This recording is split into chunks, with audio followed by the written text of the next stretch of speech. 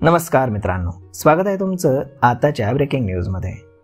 मित्रांनो, मध्य रेल्वे मार्गावरील मुंब्रा स्थानकाजवळ सोमवारी सकाळी झालेल्या लोकल रेल्वे अपघाताच्या दुर्दैवी घटनेच्या पार्श्वभूमीवरती रेल्वे मंत्र्यांची असंवेदनशीलता अशा आशयाच्या बातम्या आपण पाहिल्या। मात्र काल रेल्वे मंत्री अश्विनी वैष्णव यांनी माझ्यासोबत 2.5 तास चर्चा केलेली आहे, असं मुख्यमंत्री देवेंद्र फडणवीस यांनी सांगितले। उपनगरातील सर्वाधिक वाढ मोदी सरकारच्या काळामध्ये झाली आहे।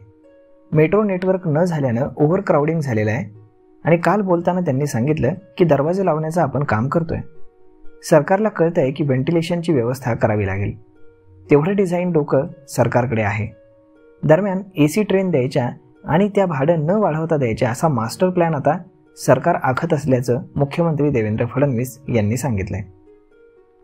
दरम्यान सरकार भाडं न वाढवता एसी लोकल आणण्याच्या तयारीत आहे। एसी ट्रेन द्यायच्या आणि भाडं न वाढवता द्यायच्या असा प्लॅन तयार केलेला आहे। मात्र कालच्या घटनेतून आपल्याला शिकावं लागेल। राज्य सरकार आणि केंद्र सरकार यांच्यासाठी प्रयत्न करून यातनं मार्ग काढेल असंही मुख्यमंत्री देवेंद्र फडणवीस म्हणाले। शासकीय कार्यालयांना फ्लेक्सी डायलूट दिलेला आहे।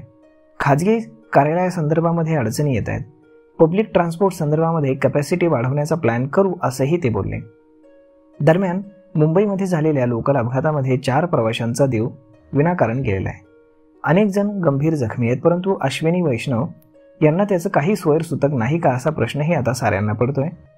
कारण काल सकाळी अपघात होऊन देखील अजूनपर्यंत रेल्वे मंत्र्यांकडनं मृत प्रवाशांसाठी साधी श्रद्धांजली देखील वाहण्यात आलेली नाही।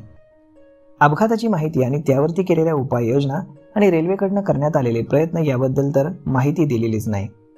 सोबतच मृतांना आणि जखमींना काही मदत देखील रेल्वे मंत्रालयाकडनं देण्यात आलेली नाही, त्यामुळे ही मदत तरी मिळणार का याची देखील माहिती नाही। अगदी छोट्या छोट्या गोष्टींसाठी सोशल मीडियावरती नेहमी सक्रिय असलेले रेल्वे मंत्री अश्विनी वैष्णव अजूनही भावनाशून्य कसे असंही आता बोललं जात आहे। तर मग मित्रांनो, अशा पद्धतीने आता ही सर्वात मोठी बातमी आहे की भाडं न वाढवताच आता मुंबईतील सगळ्या लोकल या एसी करण्यात येणार आहेत। यावरती आपलं मत काय हे तुम्ही आम्हाला कमेंट करून नक्कीच सांगा।